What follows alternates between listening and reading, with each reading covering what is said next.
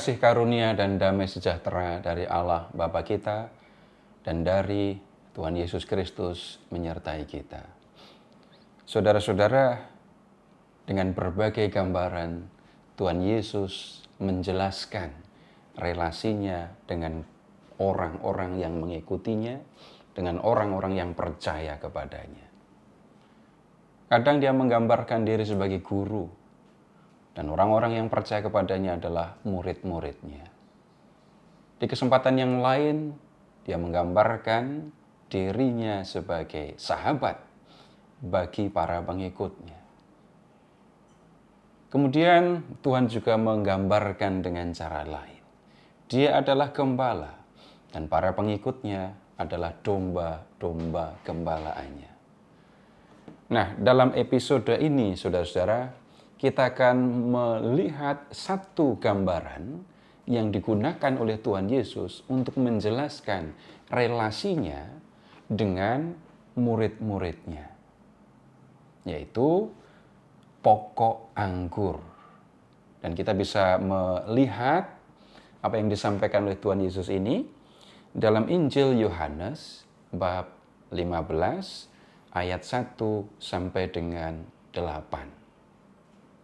Tuhan berkata begini, "Akulah pokok anggur yang benar dan Bapakulah pengusahanya."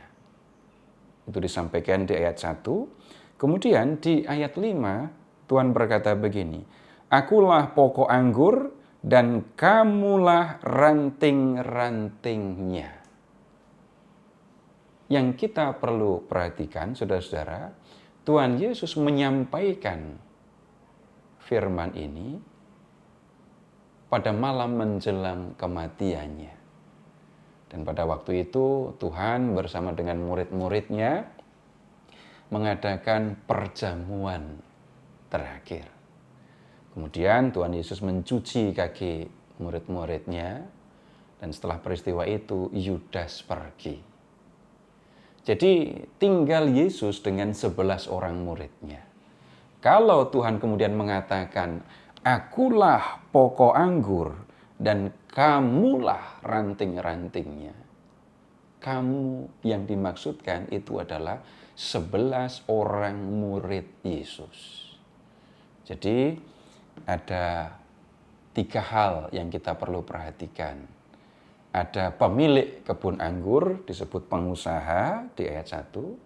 Kemudian ada pokok anggur, dan kemudian ada ranting-ranting pada pokok anggur itu.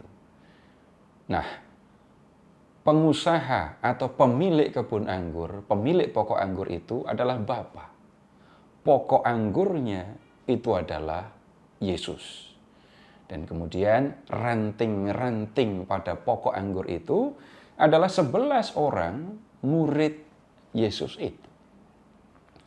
Nah, kemudian untuk memahami apa yang disampaikan oleh Tuhan Yesus ini, kita perlu melihat, kita perlu sedikit membayangkan apa yang dikerjakan oleh petani anggur, terutama dalam hal merantingi. Jadi pokok anggur, ada ranting-rantingnya.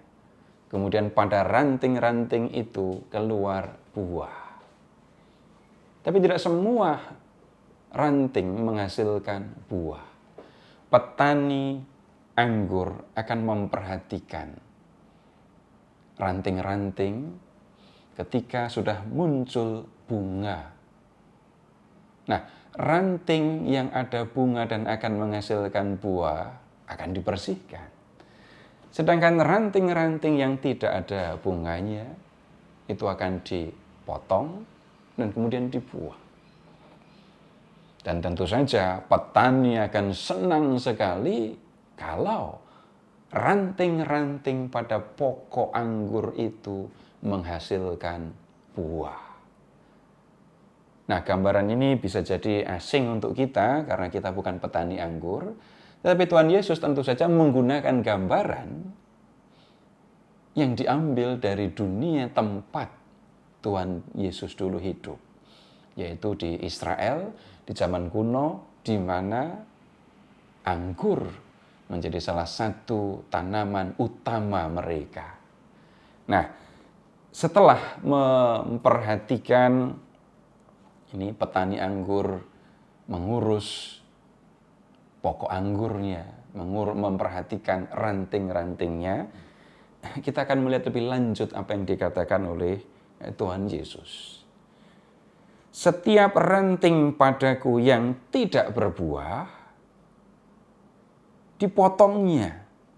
Dan setiap ranting yang berbuah, dibersihkannya supaya lebih banyak berbuah. Apa yang dikatakan oleh Tuhan Yesus di ayat 2 ini? Ya, mengambil gambaran dari pekerjaan para petani anggur. Sekali lagi, petani berharap pokok anggurnya punya banyak ranting, ranting-rantingnya menghasilkan banyak buah. Yang diharapkan itu adalah ranting-ranting menghasilkan buah. Tetapi ketika petani melihat ada ranting yang tidak berbuah, maka ranting itu akan dipotong. Nah, kemudian Tuhan juga berkata begini di ayat 5. Barang siapa tinggal di dalam aku dan aku di dalam dia, ia berbuah banyak, sebab di luar aku kamu tidak dapat berbuat apa-apa. Nah, begini saudara-saudara, ranting itu hanya menghasilkan buah kalau bersatu dengan pokok. Kalau ranting lepas dari pokok, maka dia tidak akan berbuah. Dia akan menjadi kering dan mati. Supaya para murid Yesus menghasilkan buah seperti yang diharapkan oleh Tuhan Yesus dan seperti yang diharapkan oleh Bapa, pemilik pokok anggur, para murid harus bersatu dengan Yesus, bersatu dengan pokok anggur. Supaya apa? Menghasilkan banyak buah. Nah, kemudian tentang kesatuan ini Tuhan juga berkata begini, tinggallah di dalam aku dan aku di dalam kamu. Sama seperti ranting tidak dapat berbuah dari dirinya sendiri, kalau ia tidak tinggal pada pokok anggur, demikian juga kamu tidak berbuah jikalau kamu tidak tinggal di dalam aku. Supaya para murid Yesus menghasilkan buah, dia harus tinggal pada Yesus dan Yesus akan tinggal di dalam dirinya. Nah, bagaimana memahami firman ini? Yang pertama dulu, para murid tinggal di dalam Yesus. Kita tidak bisa membayangkan hal yang alamiah ini. Bagaimana mungkin kita atau para murid itu tinggal di dalam Yesus. Ranting itu keluar dari pokok. Tetapi kita tidak bisa membayangkan hal alamiah itu untuk memahami hal ini. Tinggal di dalam Yesus berarti selalu ingat kepada Yesus. Selalu mengalami, merasakan Tuhan ada di dekat kita. Hati, pikiran, seluruhnya tertuju kepada Yesus. Kemudian, tinggal di dalam Yesus itu juga tampak, bisa dirasakan ketika orang melakukan apa yang dikehendaki oleh Tuhan Yesus. Nah, kemudian yang kedua, bagaimana Yesus tinggal di dalam diri para murid? Kita sudah melihat tadi, firman ini disampaikan oleh Tuhan Yesus pada malam menjelang kematiannya. Sebentar lagi Tuhan Yesus tidak akan tinggal secara fisik bersama dengan para murid. Dia akan kembali ke surga. Lalu bagaimana Tuhan akan tinggal dalam diri para murid? Jawabannya, Dia akan hadir di dalam Roh Kudus yang akan diutus untuk menyertai para murid. Roh itu akan tinggal di dalam diri para murid, memberikan kekuatan kepada para murid sehingga bisa melakukan apa yang dikehendaki oleh Tuhan Yesus. Nah, kemudian tinggal dalam Yesus akan membuat para murid menghasilkan banyak buah. Apa buahnya? Buah apa yang akan dihasilkan oleh para murid? Kalau ranting anggur jelas menghasilkan buah anggur. Tetapi buah apa yang akan dihasilkan oleh para murid? Nah, bisa jadi ada yang mengatakan buah yang akan dihasilkan oleh ke-11 murid itu adalah orang-orang yang menjadi percaya kepada Yesus berkat pemberitaan para murid. Setelah Tuhan Yesus naik ke surga, para murid akan memberitakan kabar baik yang dibawa oleh Tuhan Yesus, dan banyak orang akan menjadi percaya kepadanya. Ini bisa dipandang sebagai buah yang akan dihasilkan oleh para murid.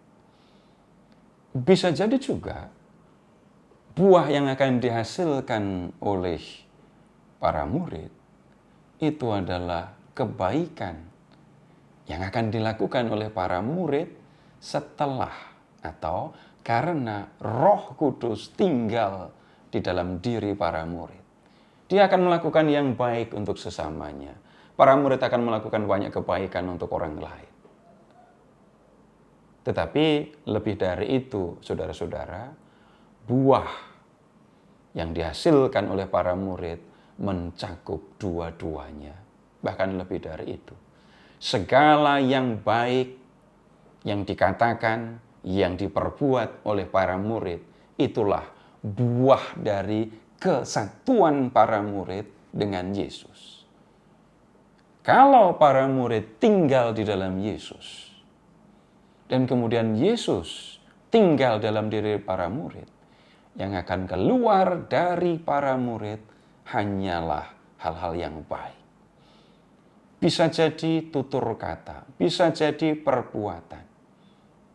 Tetapi lebih dari itu, kita melihat orang-orang menjadi percaya kepada Yesus berkat pemberitaan tutur kata yang baik, berkat tindakan para murid itu. Nah, kemudian seperti petani atau pemilik pokok anggur itu senang sekali ketika pokok anggur menghasilkan banyak buah. Ketika ranting-ranting anggur menghasilkan banyak buah, begitu juga Bapa. Bapa akan sangat bergembira ketika para murid Yesus menghasilkan buah yang baik. Ketika para murid melakukan hal baik yang dikehendaki oleh Allah, ketika para murid membawa orang-orang untuk percaya kepadanya. Selanjutnya, saudara-saudara, apa yang dikatakan oleh Tuhan Yesus kepada para muridnya itu berlaku juga untuk orang-orang yang percaya kepada Yesus berkat pemberitaan para rasul. Dan itu berarti kita juga menjadi ranting dari pokok anggur, yaitu Yesus. Yang diharapkan oleh Bapa, yang diharapkan oleh Tuhan Yesus jelas. Sebagai ranting, kita menghasilkan buah. Dan buah yang dimaksudkan itu adalah segala kebaikan yang keluar dari dalam diri kita. Dan ini menyangkut relasi dengan sesama, kasih, dan relasi dengan Tuhan, bakti, penyembahan kepada Tuhan. Dan supaya kita bisa menghasilkan buah seperti yang diharapkan oleh Tuhan Yesus, maka seperti yang disampaikan oleh Tuhan Yesus tadi, kita harus bersatu dengan Yesus. Kita tinggal di dalam Yesus, dan Yesus tinggal di dalam kita. Bagaimana kita melakukan hal ini? Sejak kita menjadi pengikut Yesus, kita sudah diajar untuk memanggil nama Yesus. Kita sudah dibiasakan untuk berdoa kepada Bapa melalui Yesus. Kita diajak untuk terus mengingat Tuhan Yesus dalam setiap langkah kehidupan kita. Ingatan akan Yesus itu akan menolong kita untuk terus bersatu dengan Yesus. Dan kalau kita bersatu dengan Yesus, kita juga akan menikmati bagaimana Tuhan hidup di dalam diri kita. Karena Tuhan sendiri hidup, hadir di dalam diri kita dengan Roh-Nya yang kudus. Dan ini akan menggerakkan kita, mendorong kita, membuat kita mampu untuk melakukan apa yang dikehendaki oleh Allah. Dan kehadiran Yesus di dalam diri kita, persatuan kita dengan Yesus itu akan membuahkan hasil, membuahkan tindakan, perkataan, sikap yang berkenan kepada Allah, yang bisa menunjukkan kasih kita baik kepada Allah maupun kepada sesama. Terpujilah Allah Bapa yang telah mengasihi kita, yang telah mengutus putranya yang tunggal untuk menyelamatkan kita, dan yang telah mengutus Roh-Nya yang kudus untuk menuntun kita di jalan keselamatan.